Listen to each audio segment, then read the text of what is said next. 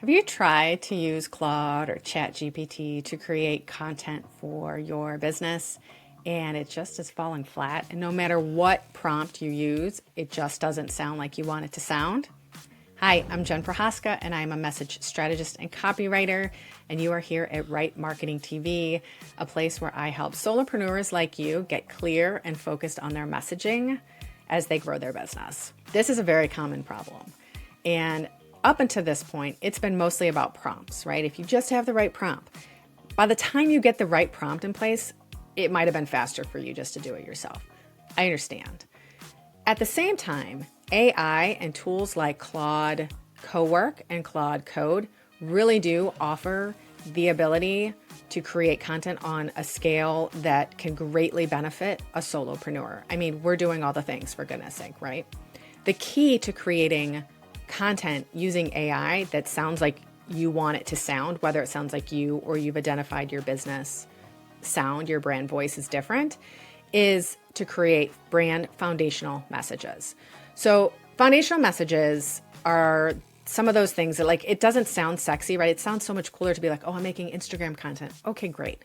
But that's kind of like saying, oh, I found this really cool door and I'm going to install it on my house, only there's no house. Or I'm going to add a third floor to my house and it's going to be huge, only there's no first floor or second floor. There is an order to good marketing. And the big brands use all of this all the time. Like, I'm not making any of this up. I have just experienced what I've written for big brands, I've written for little brands, and I've experienced what happens when you don't have a solid foundation, and it's very messy. We don't like it. Do not recommend. That's why brand messages are really important. And what are brand messages? So I have taken the main messages and put them into what I call a hierarchy. This hierarchy helps you not only know which order to create these messages in, but it is a checks and balances because they ladder up to each other. So they're in an inverted triangle. So the first message that you want to come up with is called a guiding force. This is the heart and soul of your brand. It's the most all-encompassing, and it really should not change. So what drives your business, right? The second one is brand voice. And this is second because everything that's written after should be in the brand voice. And as a solopreneur, it may default to your voice. It may not. And I'm going to give you an example. As somebody who writes websites for established businesses, I'm out in the community and I'm talking to people, and I can see my ideal client light up when they talk about what they do and then shrink when they talk about the website. If you've ever met somebody or been that person that's like, oh yeah, I do such and such, but don't look at my website. It's so out of date. I know I need to fix it. I haven't been able to fix it. Shame and guilt and remorse are all over their face. It's not until I'm like, well, of course it is. You've been busy running a business. Of course your website is out of date. That's what happens. That's why I have a job, right? That's why people redo their website.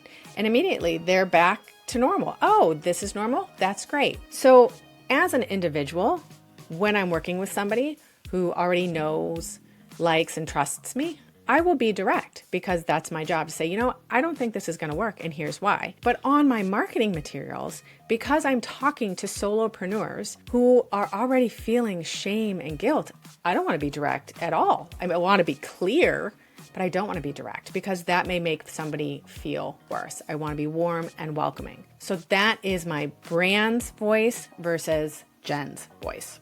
Okay, next, brand positioning. Plant your flag. Who are you? Like, in this sea of all the people that do what you do, where are you staking your claim? Your brand promise. What can somebody get when they encounter your brand as an entity, right? So your services and products may change and evolve, but what are they going to get when they come to you as a brand? Your unique value proposition. This applies to individual services or collections of products. What makes it different? Why should I buy from you? One key message. This is my favorite because I try to make it trademarkable. I make sure that there's no search noise so that if somebody only remembers one thing about you and they enter this one thing into a search engine, you come up. What is your one key message? This should go everywhere. It may be a tagline. It often becomes a slogan, but it doesn't have to. It can be something that you say all the time to your customers or your clients, and you don't even realize that you say this all the time, but you kind of become known for this, right?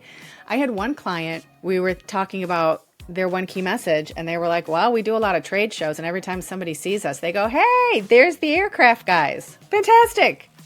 If people are thinking of you as the aircraft guys, then let's leverage that. Let's use that, right? If that's the thing that they're going to remember, fantastic.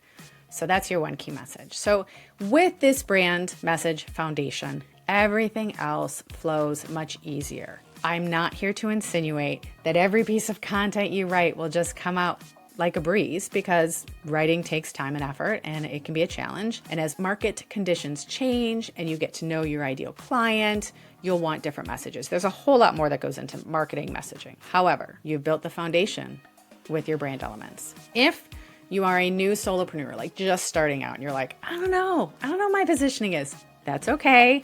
Use this as a guide to do some research, to try some things out, right? Your guiding force is actually one of those things that will probably already be pretty obvious once you start paying attention. And I'll have other videos on how to do this individually. But for the other messages, this is where there's some experimentation. There's some research that goes into these to help give you a starting point. But a lot of it is just seeing what the market is going to say and what makes you feel good, right? When I first started out as a copywriter, I wrote everything. I wrote all the things. I have bills to pay. People would be like, do you write this? I'm like, sure. And then I'd figure out how to write that. Today, after 8 years, almost 8 years, I niche in foundational brand messages because there's such a need for that. And I just love them. And I love the research that goes into them. And website copy, because I've been in the website business since websites were new. And I also love that. So as you go along in business, you will learn, where's my niche? Am I going to niche by service? Some people niche by brand voice. So your services or products may match somebody else's, but your brand voice, your marketing, your aesthetic is different and sets you apart. The key is to have a foundation. It may change. There may be cracks in the foundation along the way. That's okay. At least we know what to fix. It comes before your website. It comes before your emails. It comes before your social media. That being said, especially when you're new, let's say you've been doing all those things and you haven't gone back and done your foundational messages. Okay, it's really never too late. You have a foundation. It just probably needs to get out of your head. So anyway, I am done here. And if you are interested in learning more about brand messaging and how to make sure that you are marketing intentionally, hit that like and subscribe button. I also have a membership called the Carry On Club, which I will link in the show notes below. It is low cost, a la carte for solopreneurs who are overwhelmed by marketing, want some expert guidance. The whole idea is you pay a low monthly fee and then purchase other things as you need them. That way you don't have to commit to a huge lift financially or with your time. But I've got some great resources in there and a lot of other solopreneurs talking about this. So thanks so much. Have a great day.